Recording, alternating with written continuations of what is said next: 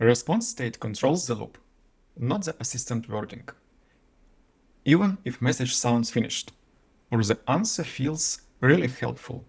In Module 2.1, you learned the anatomy of the Claude Messaging API response. You saw the request frame, the response frame, and fields that Claude returns to your application. Now in Module 2.2, we turn this into control flow. We take those response fields and use them to build the loop that can actually suit production scenarios. The rule for this video is simple. Your code runs on structured state, not on natural language wording. That means your application reads the stop reason fields and the control blocks. Those fields tell your code what happened and what to do next. The assistant text can explain what happened. It can be useful for the end user, but it should never be the primary control signal for your application logic. On one side, the assistant message can sound final and still contain a tool request. From another side, the assistant message can sound incomplete and still be an end turn. A response can hit a token limit and require continuation. A response can refuse the action, can pause, or can exceed the context window. And sometimes your application may receive a state it doesn't recognize yet. If your loop has no named branches for those cases, the failure becomes silent. It means the application does something unexpected and the logs do not explain why. And now team face the situation. You are debugging behavior instead of reading evidences. That is the architecture problem we cover in this video. Here is the trap. Team often checks whether the assistant text has meaningful wording, says done, complete, or here is the answer. Someone writes a condition that search for the words in response message. That feels natural because humans read text first. When we see the chat response, our eyes go straight to the assistant message. We read it, we interpret it, we decide whether it sounds finished. But an API loop should not work like a human reader. An API loop should not depend on whether an assistant message sounds final. Natural language is ambiguous. Claude might say, here is what I found, and still include a tool request. It says, let me look at that, and still stop with a different state. Claude might include useful explanation before a tool use block. The text is not the router.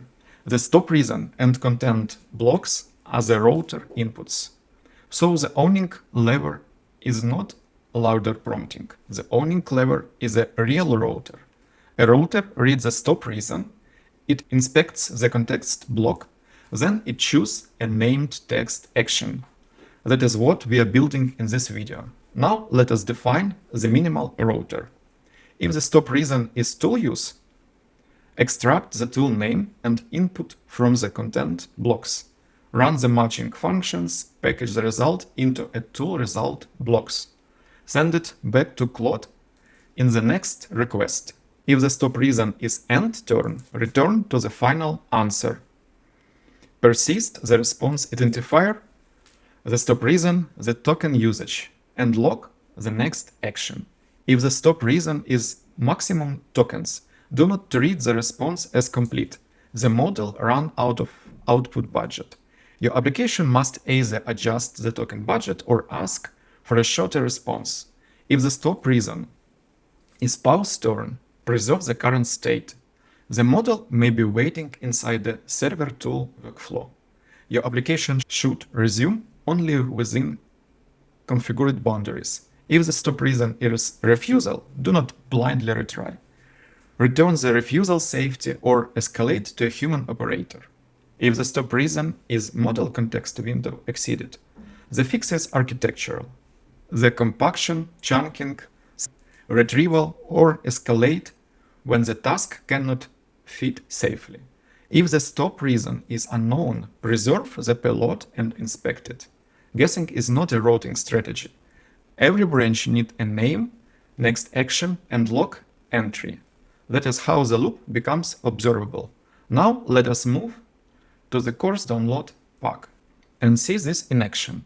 Open the Lab 1 sample response. It shows the exact mistake we are trying to avoid during certification. The message appears first. That is a trap. If you only read the message, you may think the assistant is just explaining something. But now look at the structured field. The response identifier is the value you should lock. The stop reason is tool use. That is a field that controls the routing decisions. Now look at the content array. It includes two blocks. The first block is the text. The model explains why it needs to call a tool. The second block is a tool use block. The tool name is getCustomerProfile. The input includes a customer identifier. The critical insight is this. The text block explains the request, but it doesn't make the response final.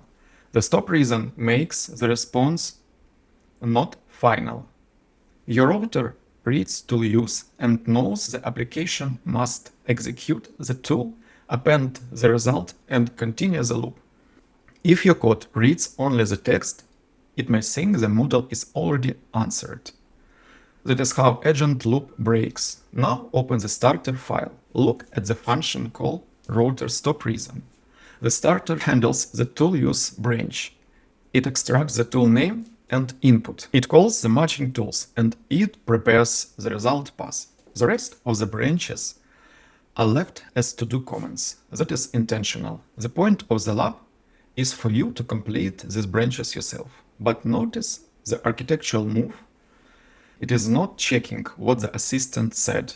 It is not searching for keyword in the text. It is reading the stop reason field and making a routing decision from what structured value.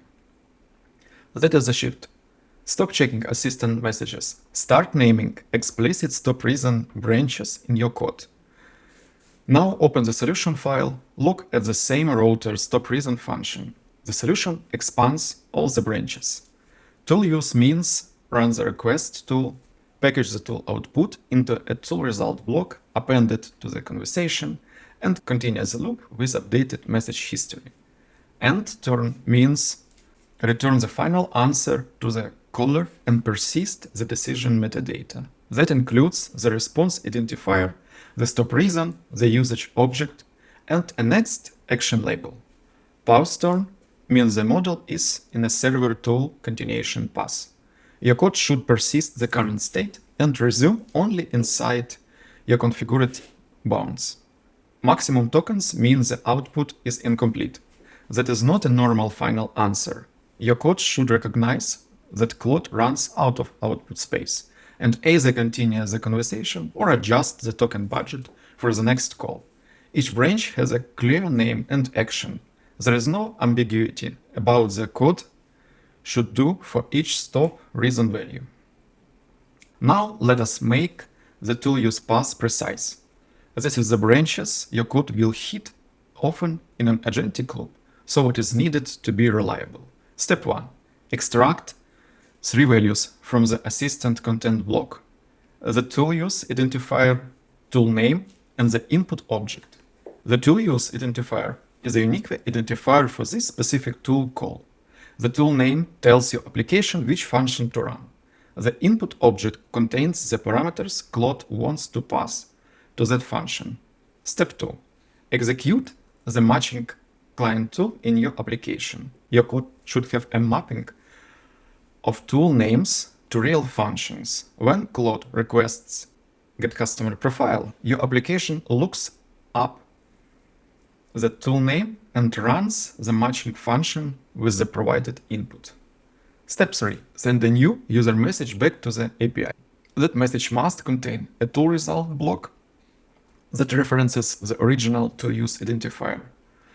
That reference matter. It tells the API which tool request this result belongs to. If you send back a tool result without the matching identifier, the API will reject the request. This is not formatting decoration. It is a part of the tool result contract. Message order matters too. The user message with the tool result must immediately follow the assistant message that contains the matching tool use. Do not insert unrelated messages in between. Do not reorder the conversation. Do not separate the tool's request from its result. Claude asks For the tool, your application returns the tool result in the next user message. That is the contract. Inside that user message, ordering also matters. If the content array contains both a tool result block and text, the tool result block should come first. Again, this is not a style preferences. This is a part of making the API conversation valid and predictable. So when you build the tool result message, put the tool result first. Then continue the loop with the updated conversation state. Now open the routing cheat sheet in the course download pack. Scroll to the client tool use flow section.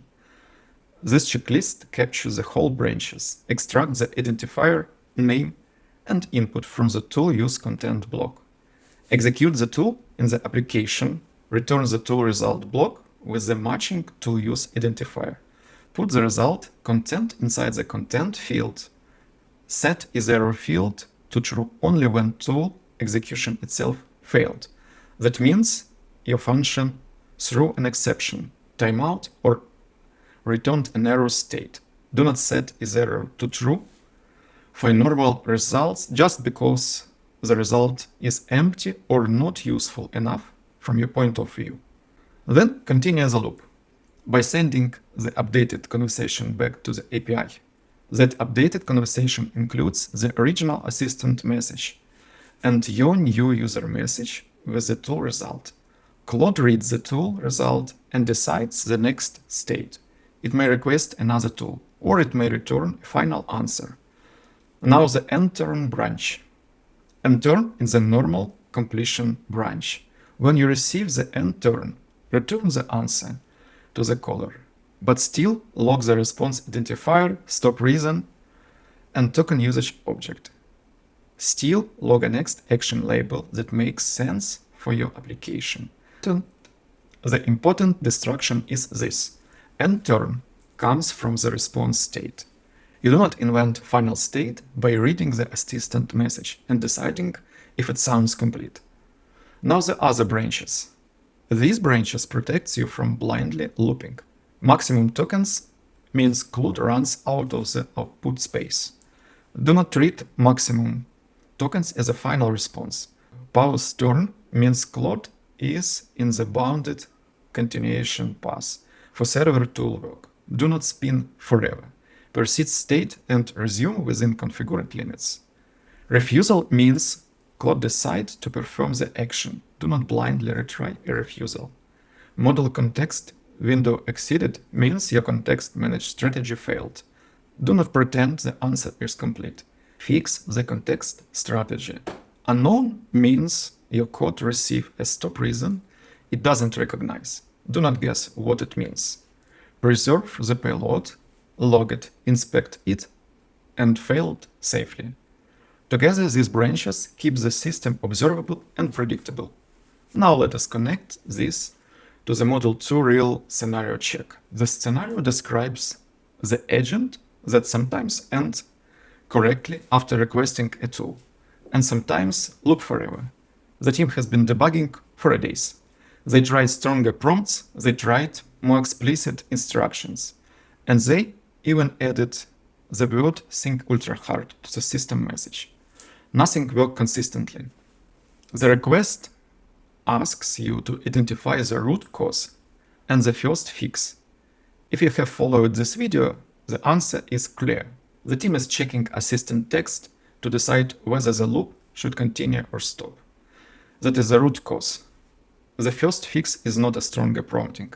A control flow bug is not fixed by prompt instructions. The first fix is at the loop layer. Build a router that reads the stop reason field and the content blocks. Make a deterministic decisions for every possible value.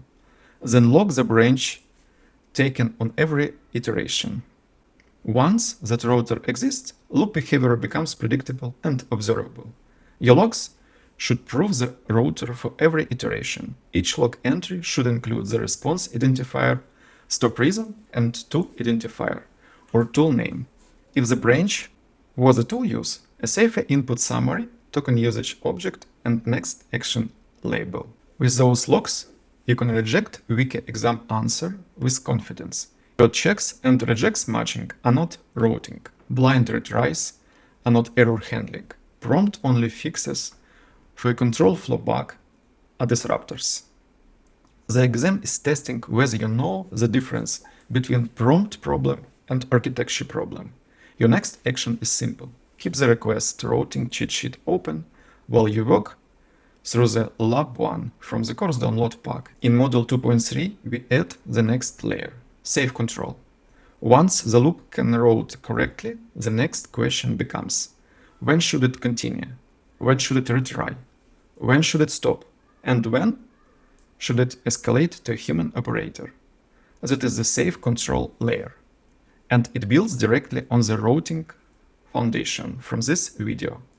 State controls the loop, and the router makes that state actionable.